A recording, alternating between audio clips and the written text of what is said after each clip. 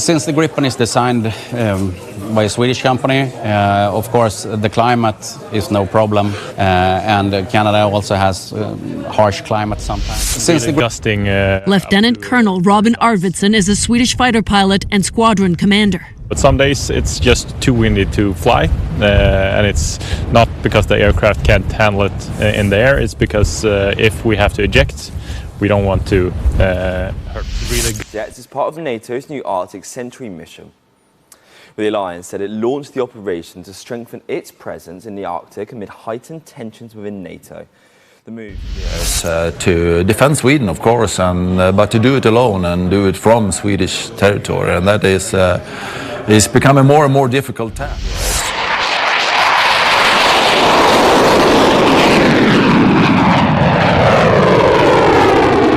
Something unusual is happening inside NATO, and it's catching everyone off guard. A quiet shift has turned into one of the most talked about changes in modern air power, and surprisingly, it's all because of a fighter jet no one expected to lead the conversation. For years, military planners focused on raw power, bigger budgets, and cutting-edge tech. But now, the question has changed. It's no longer just about who has the most advanced aircraft. It's about who can actually fight and survive in a real war. Inside a high-level briefing room in Brussels, top NATO leaders sat through a presentation that felt completely different. Instead of nuclear threats or hypersonic weapons, the spotlight was on a Swedish fighter jet. And not just any jet, one that quietly forced some of the world's most powerful air forces to rethink everything they thought they knew about air superiority. The moment felt almost unreal. Sweden had only recently joined NATO after decades of neutrality, yet suddenly its aircraft was influencing alliance-wide strategy. So how did a smaller nation manage to build something this impactful? The answer goes back years, long before the headlines. Swedish defense planners made a bold decision. Instead of chasing the most expensive or complex design, they focused on survival, flexibility, and real-world conditions. This mindset came from Cold War pressure, when Sweden had to prepare for conflict without relying on anyone else. They needed a fighter that could operate anywhere, anytime, under extreme conditions. Many critics doubted this approach, but Sweden pushed forward. And that's how the JAS 39 Gripen was born, a jet built not just for power, but for practicality, speed, agility, and efficiency. Today, that same philosophy is forcing NATO to rethink what truly matters in modern warfare. And honestly, this might just be the beginning. If you found this breakdown valuable, hit like and subscribe for more stories that uncover the future of military technology. For years, there was always one big question hanging over this aircraft. It looked impressive on paper, but it had never truly been tested in the kind of large-scale coalition warfare that NATO depends on. That gap between theory and real-world performance stayed in the background, until everything changed in early 2022. When Russia launched its full invasion of Ukraine, it didn't just shake the battlefield, it shook the entire strategic mindset of Europe. Countries that once relied on distance and diplomacy suddenly realized that war could come much closer than expected. And in Sweden, that shock triggered a massive shift. Public opinion changed fast, and before long, Sweden was on a path to join NATO, something few thought would happen so quickly. By March 2024, Sweden officially became part of the alliance, and almost immediately, the focus turned to what it actually brings to the table. That's when the newer Gripen E entered the spotlight. At first, NATO analysts looked at its speed, sensors, and weapons. But soon, they realized something deeper. This jet was solving a problem that had quietly worried military planners for years. Not power, not technology, but sustainment. Because here's the truth, having advanced fighter jets is one thing, but keeping them flying in a real war is a completely different challenge. On paper, NATO's air power looks overwhelming, but when you look closer, cracks start to appear. Modern fighters like the F-35 cost tens of thousands of dollars per hour to operate, and even European jets are expensive to maintain. They are powerful, but also complex, and that complexity becomes a weakness when supply chains break down or maintenance demands spike during war. And we've already seen this in Ukraine, where even a large air force struggled to keep aircraft in the air consistently. That reality forced NATO to face a hard truth. Many countries might not be able to sustain high sortie rates in a long conflict, not because their jets are destroyed, but because they become too expensive and too difficult to operate at scale. And that's where everything shifts, because suddenly, efficiency matters just as much as power. And this is exactly where the Gripen E stands out. It can operate at a fraction of the cost, meaning you can fly more missions, keep more jets in the air, and maintain pressure over time without draining resources. In a short conflict, raw power might dominate, but in a long war, endurance wins. And that's why this aircraft is no longer just part of the conversation. It's starting to reshape it completely. But here's where things get really interesting, because cost efficiency alone doesn't explain why NATO is suddenly paying so much attention to this aircraft.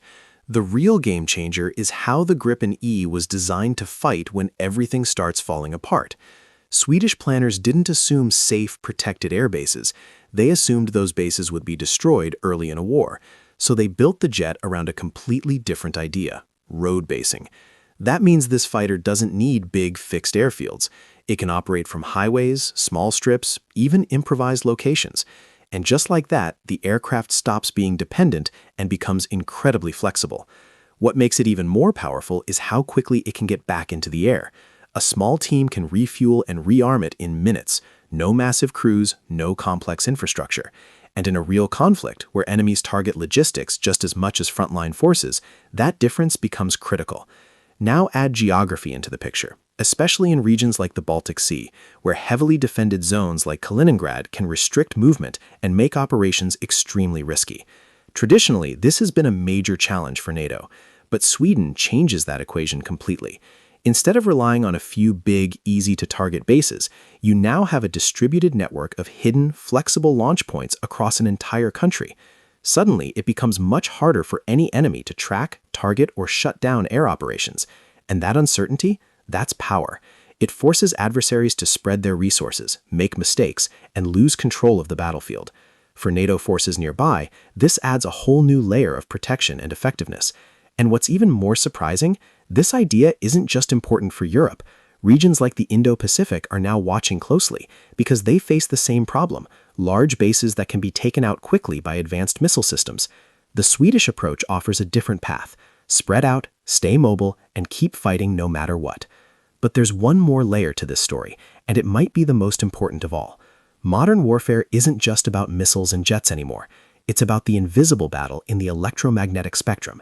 And this is where the Gripen E quietly stands apart. Yes, it has advanced radar and electronic warfare systems, but its real strength is software. The jet can be updated fast, adapting to new threats in weeks, not years. That means it can evolve during a conflict, staying one step ahead while older systems struggle to catch up. In a world where technology changes fast, that kind of flexibility is priceless. And all of this is pushing NATO toward a bigger realization: that the future of air power isn't just about having the most advanced fighter, it's about having the most adaptable one. What NATO is starting to realize now is something simple, but incredibly powerful. Winning modern wars isn't just about having the most advanced fighter jets, it's about being able to keep them in the fight day after day under constant pressure. And that's exactly what Sweden's experience proves. When you work with limits, you're forced to think differently, and sometimes that leads to smarter solutions. That's why other countries are now paying close attention, because this isn't just about one aircraft anymore, it's about a whole new way of thinking. The Gripen E has become more than a jet. It represents a shift towards resilience, efficiency, and adaptability in a world where conflicts are getting faster, longer, and more unpredictable. And now this conversation is expanding beyond Europe. In Canada, for example, the debate is no longer just F-35 or Gripen. It's much bigger than that. It's about how air power will actually work in the future. Because the battlefield is changing. It's becoming more autonomous, more spread out, and more expensive to operate. And this is where a new concept quietly enters the scene: the Autonomous Collaborative Platform, or ACP. This idea is changing everything. For decades, Canada relied heavily on American systems, powerful, proven, but also limiting in terms of independence. Now, that's starting to shift. Canada is building its own loyal wingman system, unmanned aircraft designed to fly alongside fighter jets, extending their reach, taking on dangerous missions, and reducing risk for pilots. This is especially important in places like the Arctic, where distances are huge, conditions are harsh, and operations are incredibly challenging. At the same time, Canada is already committed to the F-35, with new aircraft on the way and pilots preparing for training. There's no doubt it's one of the most advanced fighters ever built, but the debate hasn't gone away, because this decision is no longer just about which jet is better. It's about flexibility, cost, and long-term control. And here's where the ACP changes the game completely. Instead of relying only on manned aircraft, you now have a system where unmanned drones can handle high-risk missions like surveillance, electronic warfare, or even strike support, while protecting both pilots and expensive jets. In fact, in March 2026, Canada took a major step by investing $50 million into developing its own version of this system, aiming to create a fully connected network of fighters, drones, and ground systems that can operate together seamlessly. This isn't just an upgrade, it's a transformation. It allows air forces to project power across massive distances without burning through resources or exposing crews to unnecessary danger. And in modern warfare, where endurance and survivability matter just as much as firepower, that kind of flexibility can decide everything. So now the question isn't just which fighter is best, it's which system can adapt, survive, and keep fighting no matter what. And that question is reshaping the future of air power right in front of us. Now, here's where the story takes another unexpected turn, because the company behind this shift isn't one of the usual defense giants. It's not Lockheed Martin, not Saab, not Boeing. It's a much lesser-known name, Dominion Dynamics. And at first glance, that might sound surprising. But when you look closer, it actually makes perfect sense. Based in Ottawa, with operations in Toronto and Kingston, this company brings together something very different, a mix of top tech talent and real military experience from veterans of the Canadian Armed Forces. That combination is powerful because it blends innovation with real-world understanding of how war actually works. Founded by CEO Elliot Pence, Dominion Dynamics had a clear mission from day one: build defense systems designed specifically for Canada. Not generic solutions, not imports, but systems that can survive and operate in some of the harshest environments on Earth, especially the Arctic. And that's a big deal, because for years, Canada has relied heavily on foreign technology, especially from the United States. It worked, but it also created dependency. And now that mindset is starting to change. Canada wants more control, more flexibility, and the ability to adapt faster without waiting on outside suppliers. And politics plays a role here too. With shifting priorities and growing differences between Canada and the US, leaders like Prime Minister Mark Carney are taking a more cautious approach. The big question now isn't just whether to stick fully with the F-35, but whether alternatives like the Gripen might offer better balance in cost, control, and flexibility. And this is where the ACP becomes so important, because it works with either option. It doesn't replace the fighter, it upgrades the entire system. Looking ahead, this isn't just an idea sitting on paper. The timeline is real. Dominion Dynamics plans to roll out early prototypes first, then move toward a full operational system within just 2 to 3 years. That's fast, and it shows serious commitment. At the same time, Canada is moving forward with its future fighter program, replacing its aging CF-18 Hornets that are becoming harder and more expensive to maintain. The F-35 is still coming, with the first units expected to arrive by 2028, and infrastructure already being prepared to support them. So what you're seeing is something bigger than a simple choice between two jets. It's a layered strategy: manned fighters, unmanned systems, shared data, and flexible deployment all working together. And right at the center of it is the ACP. Because the future of air power isn't just about which jet is better in a one-on-one fight. It's about how everything connects, adapts, and survives as one system. And that shift, it's already happening. Thanks for watching.